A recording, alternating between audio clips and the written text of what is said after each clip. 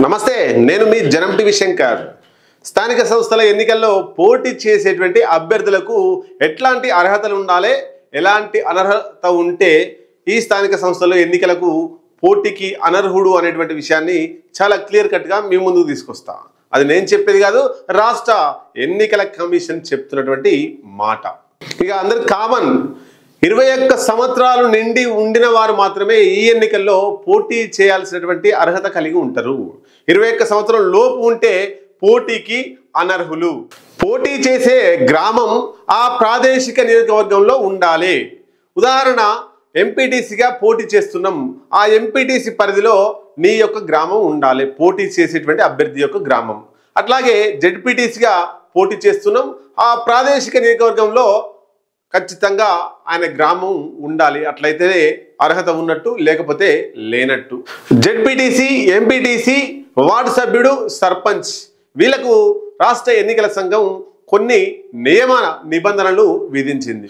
గ్రామ సేవకులు, అంగన్వాడీ టీచర్స్తో పాటు కేంద్ర రాష్ట్ర ప్రభుత్వ ఉద్యోగాల్లో ఉన్నవారు ఈ ఎన్నికల్లో పోటీ చేయడానికి అర్హులు కాదు. అట్లాగే ఎయిడెడ్ సంస్థలు, స్థానిక సంస్థలు వీటిలో పనిచేసేటువంటి ఉద్యోగులు పోటీకి అర్హత లేదు. శాసనసభ లేదా పార్లమెంటు చేసిన చట్టం కింద ఏర్పాటయ్యే సంస్థలోని ప్రతినిధి ఈ ఎన్నికల్లో పోటీ చేయడానికి అర్హుడు కాదు.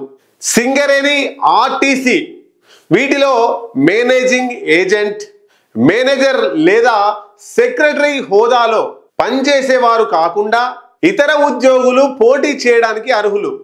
మతి స్థిమితం లేనివారు, పూర్తి స్థాయి బధిరత్వం కలిగిన వారు ఈ ఎన్నికల్లో పోటీ చేయడానికి అర్హులు కాదు.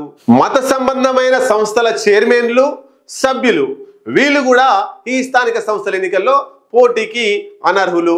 ముఖ్యంగా రేషన్ డీలర్లు ఈ స్థానిక సంస్థల ఎన్నికల్లో పోటీ చేయొచ్చు. క్రిమినల్ కోర్టుల్లో శిక్ష పడిన వ్యక్తి శిక్ష విధించిన తేదీ నుండి 5 సంవత్సరాల వరకు ఎన్నికల్లో పోటీ చేయడానికి అనర్హుడిగా ఉంటాడు. ఆ 5 సంవత్సరాల తర్వాత ఎన్నికల్లో పోటీ చేయొచ్చు. గ్రామ పంచాయతీ, మండల పరిషత్, జిల్లా పరిషత్, కేంద్ర రాష్ట్ర ప్రభుత్వాల్లో ఏదైనా పనికి కాంట్రాక్ట్ కుదుర్చుకున్నటువంటి గుత్తేదారులకు ఈ ఎన్నికల్లో పోటీ చేయడానికి అర్హత లేదు.